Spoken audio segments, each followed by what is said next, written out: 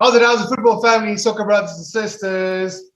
Welcome to week 5, episode 1 of Panenka Pundit. And the mood is completely Manchester United. Louis, how are you doing, man? How's the mood at your home? I'm getting goosebumps as you're saying that. It's freaking incredible. I think I've said many times on this show, I think United just needs one more out-and-out striker. We've got Cavani, aging player. And then we went and bought somebody that's much older, but the best in the world, and he scored 2 goals. So, it's awesome. It's an awesome feeling to have him back at his home. Yeah, the excitement around the game was quite mental. I mean, I'm not even a Manchester United supporter, but I could clearly feel the excitement. And it was such a pity it had to be on the 4 o'clock slot when there was 3 or 4 other teams playing, because it kind of took the attention off, because you had to focus a little bit on Arsenal because they were in desperate need to get their first victory. We'll get to that now. But all in all, there's just a whole vibe around Man United now. Things are going great. And the game almost felt like a classic Manchester United game where the game was won in the second half. Because I remember watching the game, and it almost felt like it was a 1-1 game until the second and the third goal came, and then everything just went backwards for Newcastle, who's not in a good spot now. But I think until the 60th minute, they actually did fine. Any take-ons except Ronaldo on the game? No, so I totally agree with you. I think we had a good year last year in terms of winning games late on, kind of going back to Fergie time. Second half goals, taking goals from when we were down 1 or 2-0, coming back. But now we've got that final puzzle piece that you kind of nowhere yesterday you had that feeling that, well, maybe you did, but I didn't. I never felt that this is going to end at 1-1. You know, the type of bench we have at this stage, the guys that can still come on, it's incredible, and it makes me so excited to 60 minutes 1-1. We're going to take this one. Somebody's going to come through, and the king came through. So, I think definitely things are changing. I think the final puzzle piece is now in place, and now we have to start winning trophies. It's been too long. Yeah. So it really looks like Ronaldo hasn't aged a day. I mean, I saw it for his second goal, just the way he ran off the shoulder of the defender, and it looked so easily. It looked so easy, and he finished so easy. He always has this thing where he always kicks into the ground, and that always seems to confuse the keepers. And it just goes in. I mean, the skill is still there. You can see he's got an elite mindset, that dude. I know there's been rumors. Yeah, there's rumors about him talking to the squad and to the dressing room, and everything's just lifted at the moment. And I think it's fair to say that the honeymoon for the two teams so far have been mostly to Manchester United, and then also I can say to Chelsea. Lukaku getting his homecoming goal, also finally from 2011, 10 years later. I think this is the 14th or the 15th game he played at Stamford Bridge in total, and he finally got his goal also. So the mood is good in both of our camps now. So now we're going to go to Champions League. That is going to be our next step. And here's where the squad depth is really going to get tested. I see your my Ronaldo photo went down. So I'll just switch that off. Now that we're done talking about Manchester United, the TV goes off. Yeah. Well, we're not completely done. So let's check. Well, here comes the Champions League now. On Tuesday, you guys face Young Boys. You have to travel to there, and it feels like the days of old is back, where there's 2 games a week. Maybe we're going to get into 3 games a week almost, because League Cup is around the corner also. Do you think now that Ronaldo is there, and also Jesse Lingard, who had a very good game for you guys, do you think you guys have the squad to go very far in the Champions League this year, along with the title of, the word title of saying you are title contenders for this year? Yeah, I totally think we've got the squad now. Listen, we didn't let a lot of guys go during the transfer window. So we kept a lot of, let's call them the A-team guys last year. We kept some of them, or most of them. Now we've got Lindelof that's on the bench. Okay, so you've got Varane and Maguire. Lindelof was a great starter last year, is now on the bench. Okay, so you have him, you have Bailly, that's just in defense. We are not even playing Henderson at this stage, right? So we've got a great second keeper. Up front, Donny had a bit of game time yesterday. Lingard scored a goal. He scored for England. So yes, and if I mention those names to you, you'll never see them start a game now. You kind of can't see that. You've got Ronaldo, Rashford still needs to come back. You've got Cavani, you've got Martial that came on yesterday. So I just think we've got an incredible squad at this stage. I'm not saying all of them are world stars, but at least we have the depth now. Where last year you kind of felt that towards the end of the season, it was mostly the same squad that started. Here and there a change.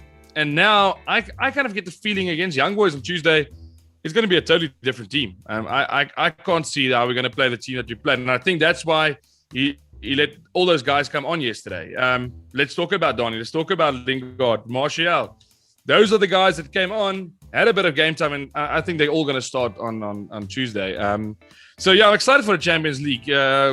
We've been let down by United in the last couple of years, and we always come either to the end of the group stage and then get knocked out by a very small team, and then have to go and play Europa League, or along the line we just drop out in the last 16, or we made quarterfinals at least, but we don't have the success that Chelsea's had this year. So I think that's something we're aiming for, is to bring that famous trophy home. Yeah, and quickly, you mentioned Donny van de Beek there in the squad. I read some reports that they said, that Ollie spoke to him and said to Donny, well, listen here, please don't go. Please stay. There is a plan for you. And that just tells you there is a long-term plan with the squad. I mean, the fact that a player of his caliber, compared to the minutes he started, it does feel a little bit unfair, but I mean, it feels like there's a plan. Pogba's in good shape. You can't drop him. He's undroppable at the moment. Seven assists now in the Premier League. It's amazing, man. Yeah, that's ridiculous. Bruno Fernandes is undroppable. I mean, his goal, he had to get a little bit of the limelight also. His goal was fantastic. Yeah. And I think all round, there's a very good atmosphere now, where I think last season, or maybe the season before, there was kind of a 50-50 thing there. Like, is there a plan? Is there a plan with Ole? Does he have something in his mind? Because you never felt like there was a solid identity there. Well, maybe it's just me as an outsider. It always felt like there was never a solid identity, and you had to work to get the mood of the fans and the mood of the squad to a certain level. And now, probably in like 2 weeks, with the signing of Sancho, and then it was Varane, and then out of mid-air, Cristiano Ronaldo comes. It feels like everything, the whole aura around that club, immediately changed. Do you feel that also? 100%. It's a positive vibe. It's a positive camp. The kind of things you see. Listen, for Cavani to just give up his number, I think you said it's like a WhatsApp group or whatever. But I really think that it's such a positive vibe and mood that guys are just wanting to do things for each other and for the manager. And Donny was an amazing player at Ajax, and he moved to us with a big plan, and the plan didn't work out for him in the first year. So I'm happy that Ollie is going to that he went to him and said, you know what, we're going to keep you here, because it's Premier League now, it's Champions League on Tuesday, next week it's League Cup, FA Cup still coming up. So 4 or 5 tournaments that we might play in the next year or two, we are going to need that squad depth. And I think Donny is going to become a big leader. Listen, Matic is also getting older now, so still a great player, but we need depth, especially in our midfield. Pogba is a guy that can sometimes get an injury. He's had some long injury layoffs. Rashford is out now. So you can't just think of first team players, because we've done that in the past, and you kind of got the feeling that, Shaw is out of the team. Who's going to replace him? Now you get the feeling like, we don't want to lose Varane, but if he goes, we still got a Lindelof backup. We don't want to lose Matic, but we still got Donny. We still got Pogba. So yes, I'm very excited. And I think that is what creates this positive mood. And if you look at the social media, if you look at the interviews, the way Ronaldo is speaking about the team, it's crazy. And I think he just brings that element that we've needed. That winning mentality. We haven't had a lot of serial winners in our team. Listen, Cavani has won a couple of things. We've got Varane now in with all the Champions Leagues, World Cup that he's won. The same with Ronaldo, winning a Euro, winning a lot of Champions League titles, Ballon d'Or. I just think it's somebody that's going to inspire the young kids just to become the best. And I think Rashford especially, I think he's got something that can make him one of the best in the world.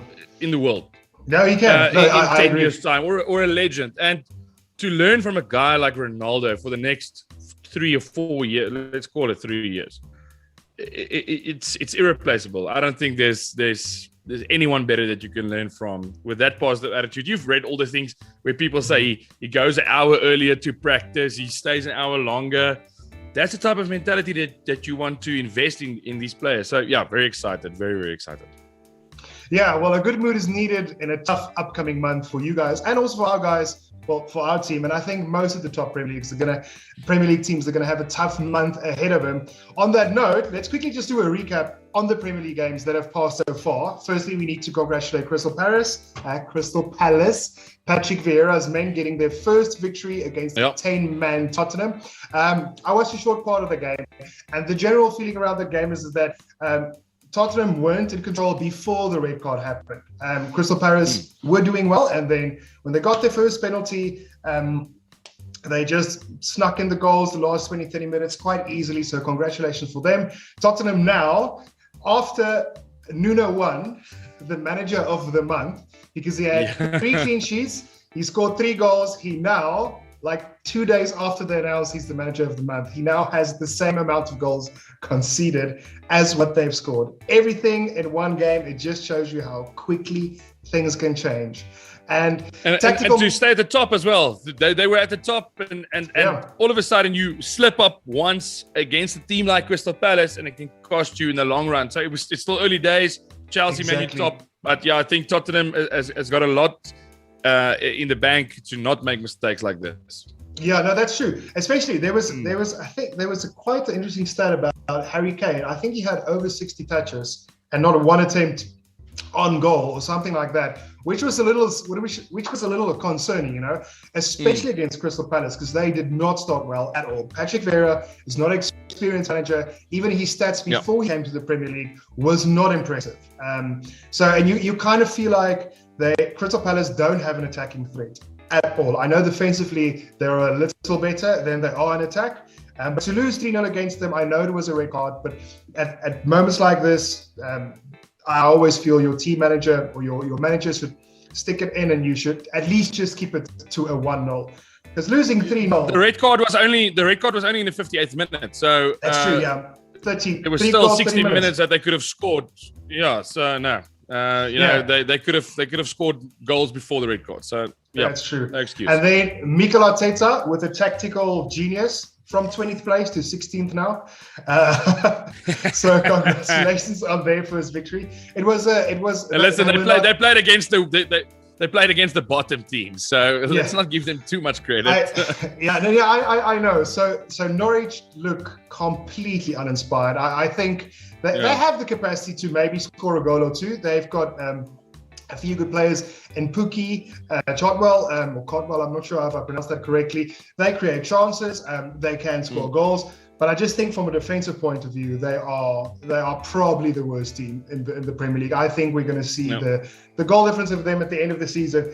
And the goal that was scored by Aubameyang was just from a ricochet from the far post. It was a poacher's goal, typical. I can honestly say that Arsenal was not the better team of the day. And I still think there's a few things that needs to be looked at by Mikel Arteta, even though they had a returning squad. Aubameyang started again, Emile Smith-Rowe started, Pepe looked very good actually, Saka was there. So there was no excuses about people being out of shape.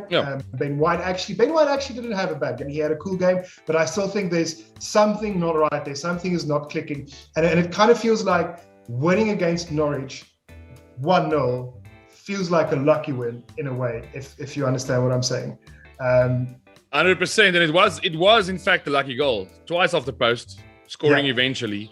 I think it was a lucky goal, and we've said it many times on the show. Scully said it, a lot of our guests have said it, and they've said, let's give him time, let's give Arteta time, but time's going to run out soon, and 1-0 is nothing to write home about, nothing to be proud of, especially not against Norwich. I totally agree. That needed to be 3-0, 4-0. So let's give him time. We're going to say this every week until he's fired. One day we'll just wake up and we'll just see. Exactly. Well, at least the victory sets the mood in the camp. At least I think there's going to be a better mood in the camp. In general, I watch the Arsenal fan TV a lot. I don't know if you watch it. They were in a little bit better mood also. So maybe those things help for them. On the other hand, Southampton, West Ham 0-0. pretty uninspiring game. And then we get to you guys 4-1. As we said, it was a classic Man United game where everything felt quite equal until the second half. Manchester United just completely ran away with it. Brighton won 1-0. Manchester City 1-0 against Leicester. So yeah, I'm sad about that one, man. I'm really sad about that. Yeah.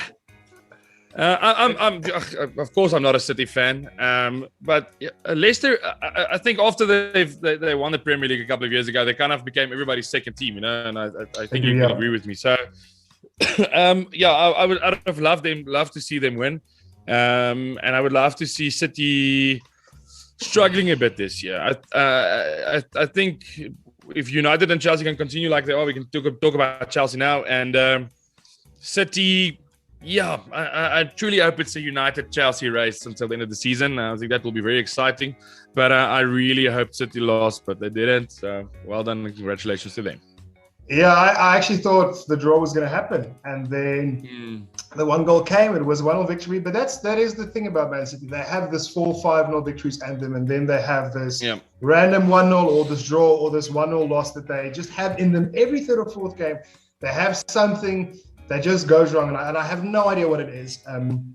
Maybe it's one of the biggest flaws that Pep has, is that it's one of his biggest ammunitions, and it's one of his biggest flaws as well, is that he can change and adapt to the game like instantly.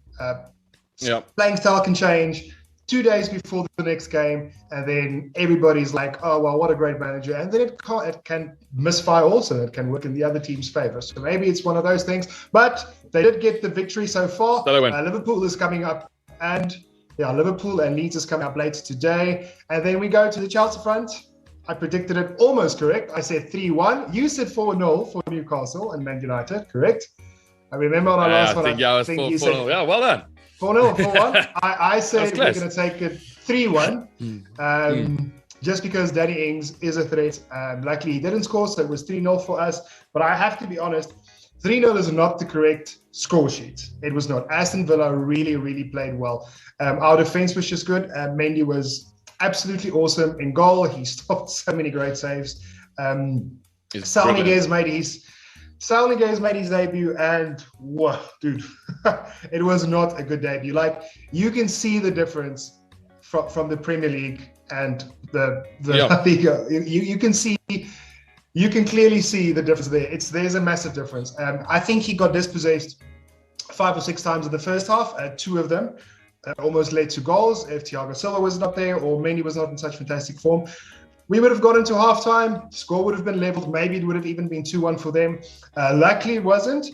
Romelu Lukaku, also part of the homecoming Kings, finally scoring at Stamford Bridge. 2011. He waited almost 10 years for this. I think it's 13 or 14, 15 thereabout games that it took him to score at Stamford Bridge for Chelsea, which is amazing. So it was very cool for everybody to see that. You could see he enjoyed it. And yeah, I'm happy with the performance. I kind of get the feeling that Lukaku is getting better the whole time, just getting better and better and better, and that frightens me. I don't know where it's going to stop, you know. So when he was at United, he was a great player. When he moved to Italy, he became an even better player, and you kind of get the feeling now already scoring 3 goals, I think it is now already in 2 games for Chelsea. So it kind of frightens me a bit for the rest of the season. But yeah, let's see. I said 2 weeks ago, I said he's the kind of player that can easily have an off day. And let's for my team, I hope it's going to happen often. But yeah, he's an amazing player, and he's just getting better. And I think he's going to be a threat for all the teams this year. Yeah, he's getting better, but there's something about, so there's 2 things that people talk about: his physique, how he looks now, and how he looked 3 or 4 seasons ago, and also the way he does interviews and the way he is on the pitch and the changing rooms. Apparently, he is a huge leader now. He makes everyone feel comfortable. He makes everyone feel welcome. He's not shy when he talks. He doesn't make this jokey thing. Because I remember when he was at Everton, and especially at Man United, when interviews were done, there was always a little jokey thing. It's so weird. In 2 or 3 seasons, he matured into this absolutely amazing player. If you watch the interviews and the way he talks now, it's like it's not the same person. So I think I think he's all round. I think he's getting better, not just because he's in better shape. I think his mentality is a lot better. He's got a lot better body language on the field. Because I remember on the field always, you get those players when things aren't going for him, shoulders drop. Yeah. I think in your team, Martial is a good example of it. Skin mentioned in Arsenal, Aubameyang is that. For us, it's Hakim Ziyech. If things don't go, they just drop their shoulders a little bit, etc. And I think that's changed now. I mean, he had so little touches. I think he had in the first half 3 or 4 touches, and he managed to score a goal. And then in the second half, it was the same. He never got the goal, and he's clinical now. He's professional. Everything looks good. And I think in general, Chelsea are a scary outfit now because there are so many players there. Compared to last week's game, 6 changes were made. There were 6 changes made. I mean, Salniguez made his debut. That's a good thing, and that's a good sign for our Champions League also. So I'm very happy with the performance. I'm happy with how Big Rom is doing at the moment. It's good days. I think for both of our teams, we are the 2 honeymoon teams. Let's hope we can keep it up for a couple of more weeks, please. Especially with Champions League and League Cup coming up. It's time for United to win something. It's been too long. So we'll definitely clock in after the Champions League games. But for now, this is it. So we didn't really discuss if we're going to do a Fox in the Box, but I think the Fox in the Box we can just give to Ronaldo. The homecoming. He was actually in the box and the ball bounced on TV, scored a goal. So yes, 100% agree. It was absolutely fantastic. So well done to Cristiano and Man United. Man United supporters, you have every reason in the world to be happy. But until then, this is all we have today. Thank you for tuning in, and remember to check the keeper.